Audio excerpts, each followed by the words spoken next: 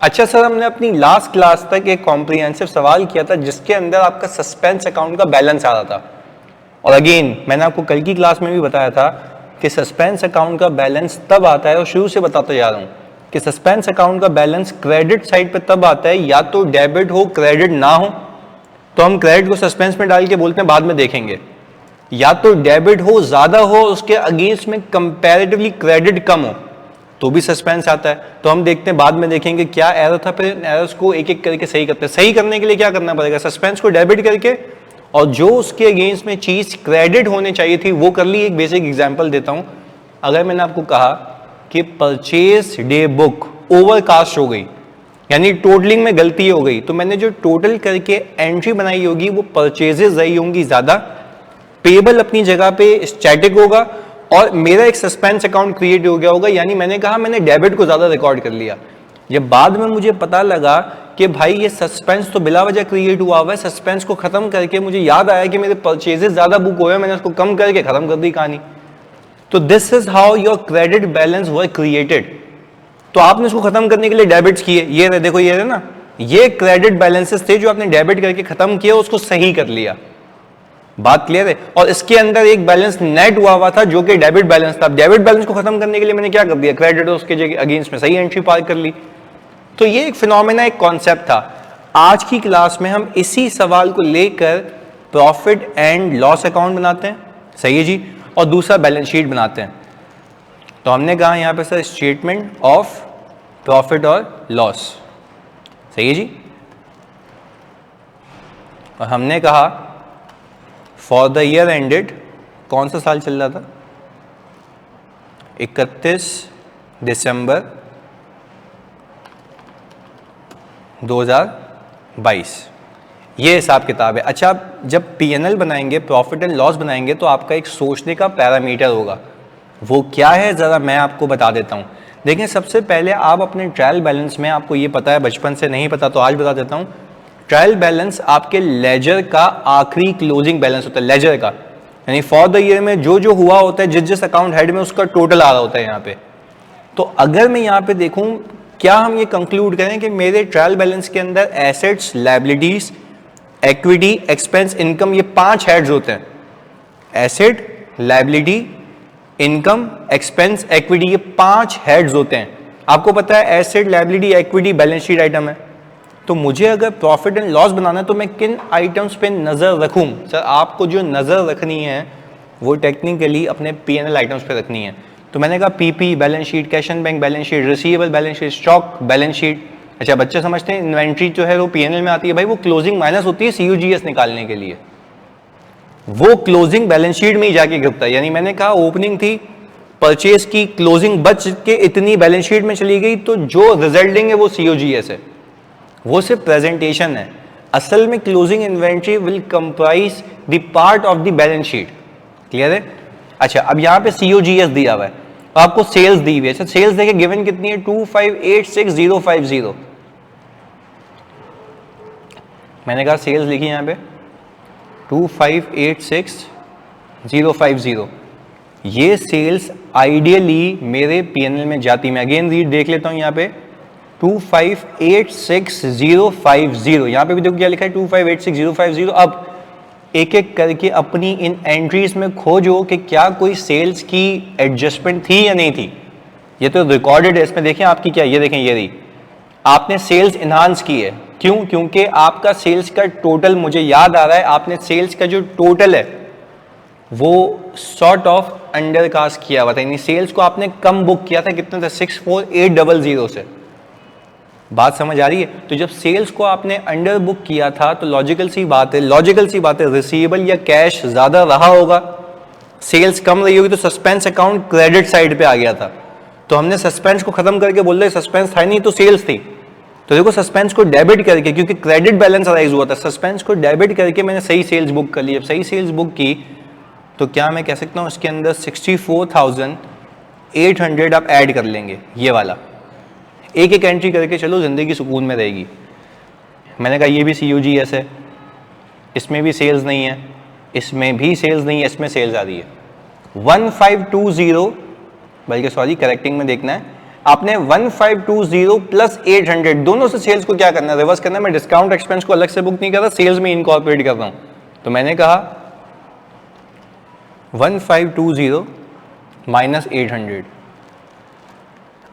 Again given sales इतनी थी, इतने की बुक नहीं हुई थी, सस्पेंस की वजह से सही कर लिया, इतने की रिवर्स होनी थी कर ली, क्योंकि मुझे याद आ रहा है इससे पहले वाली क्लास में हमने ये सेल्स गलत बुक की हुई थी, वो रिवर्स की और मजीद डिस्काउंट बुक कर लिया जो हुआ हुआ नहीं था। तो ये कुल मिला के आपके पास, अब अगर मैं इसको यहां पे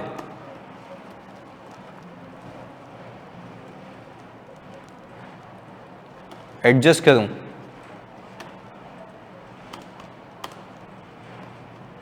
तो मैंने कहा सर मेरे पास जो अब आंसर आना चाहिए सेल्स का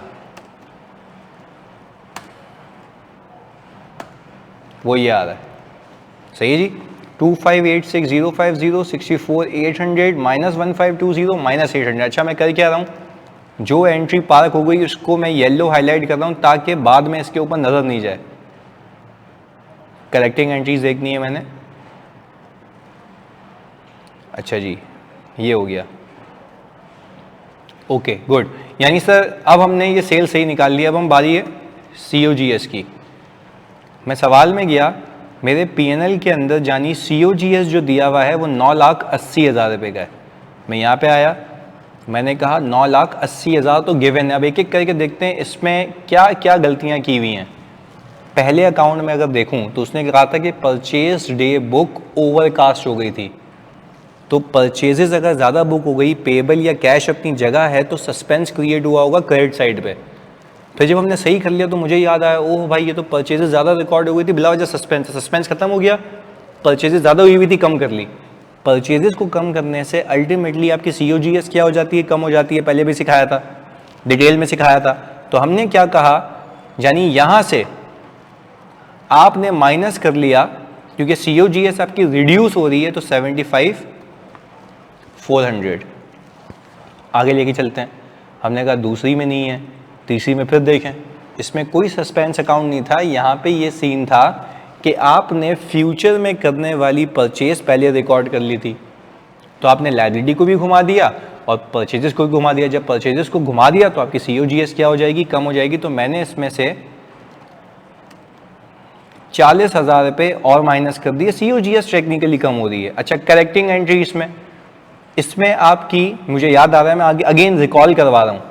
हुआ ये था कि आपने अपने सप्लायर को पेमेंट की थी आफ्टर डिस्काउंट, आपने अपने सप्लायर को पेमेंट की थी आफ्टर डिस्काउंट, वो थी 20,000 रुपये। आपने क्या किया था, बैंक को क्रेडिट करके ट्रेड पेएबल को डेबिट करने के बजाय परचेजेस को डेबिट कर लिया था, वो भी कम अमाउंट से। तो क्रेडिट हो गया ज़्यादा, डेबिट हो गया कम, एक सस्पेंस क्रिएट हो गया।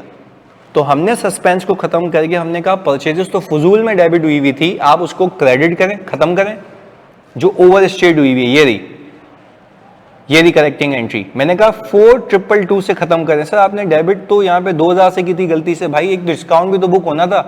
तो डिस्काउंट भी जो बुक होना था, तो क्या मैं कह सकता हूँ कि भाई मेरे पास 4,222 से परचेजेस भी सही हो गई। ये क्लियर है। अच्छा अगली एंट्री में देखते हैं। अगली एंट्री के अंदर अल्लाह भला करे हमारे पास COGS से रिलेटेड कुछ भी नहीं है, तो हमने कहा कि भाई ये ही वो चीज़ें हैं जो यहाँ पे बुक होंगी। तो मैंने कहा सर अगर मैं ये सारी चीज़ें मैंने सही कर ली इसके अंदर अच्छा अगेन देख लूँ, सारी माइनस ही हो रही है ना COGS, ताकि मैं इसको हाईलाइट कर लूँ। मैंने कहा ये पार्क हो गई, सही है, हमारे पास ये पार्क हो गया 40, हमने कहा और ये 4,222, तीन चीज़ें पार्क हुई हैं। यहाँ पे चेक भी कर लें सर, 3 चीज़ें हमने माइनस की हैं। बात क्लियर है। हमने कहा हमारे पास सही ग्रॉस प्रॉफिट ये आ गया आफ्टर ऑल द एडजस्टमेंट्स। अच्छा अब अगर मैं अपने बकाया आइटम्स को देखूं तो सर मेरे पास यहाँ पे share capital, retain earning, trade payable, suspense account, बाकी ऑपरेटिंग एक्सपेंसेस आ रहे हैं 235,000 के।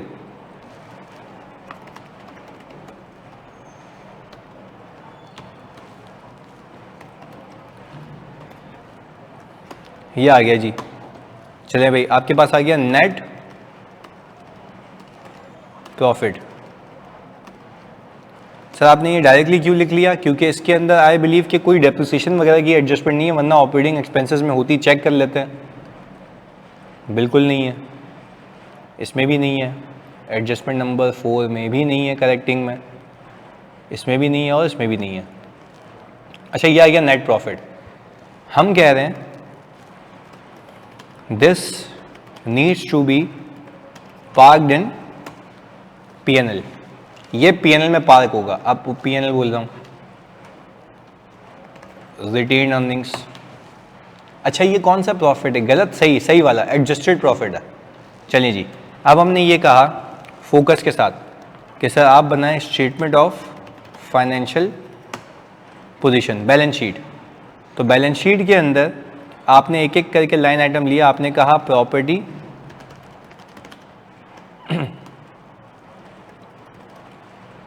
सर पीपी में एडजस्टमेंट तब होती जब डेप्रिसिएशन वगैरह का कोई भंड होता। आई बिलीव के सीधा सीधा 3426,930। अगेन देख लें, 3426,930 ये आ गया। Cash and bank, I believe cash and bank भी बिल्कुल सही पार्क हुआ हुआ है। कैश एंड बैंक के अंदर आपने कहा कि भाई आपके पास ऑल टुगेदर ये जो है 2.5 लाख रुपए आ गया। अच्छा, फिर आपने कहा कि सर इसके बाद आपके पास account receivable, we have to check this. इसमें हो सकता है कोई भंड हो। अकाउंट रिसीवेबल में गया तो मैंने कहा 1,10,000 आ रहा है। अच्छा, अकाउंट रिसीवेबल को मेरे बच्चों अगर मैं बकाया देखूं तो इस एंट्री में भी नहीं है, एडजस्टमेंट नंबर 4 में देखा उसमें भी नहीं है, पेएबल है, याद रखिएगा, बाद में देखते हैं। ये रहा सर, मुझे याद आ रहा है ये वो वाली एडजस्टमेंट थी कि आपने जब पैसे रिसीव किए थे तो पैसे रिसीव करके सेल्स को क्रेडिट कर दिया था बजाय कि रिसीवेबल को क्रेडिट करें। तो यहाँ पे रिसीवेबल 16,000 रुपये से माइनस होना चाहिए था, जो कि हुआ हुआ नहीं है। तो आपने जो एंट्री बनाई है उसको यहाँ पे पार्क कर लें। तो हमने कहा 1,10,000 माइनस 16,000, अकाउंट रिसीवेबल भी बन गया। चलें जी, हमने कहा इन्वेंट्री। सर इन्वेंट्री में इटसेल्फ कोई इन्वेंट्री का एरर नहीं है, परचेजेस के रिलेटेड था, वो सीओजीएस में पार्क हो चुका है। तो ये तो 350 आ गया। हमने कहा कुल मिला के आपकी बैलेंस शीट का टोटल है 4120,930। Again sir this is the correct balance sheet after all the adjustments.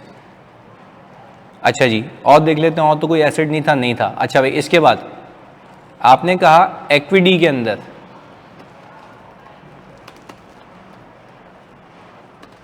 Share capital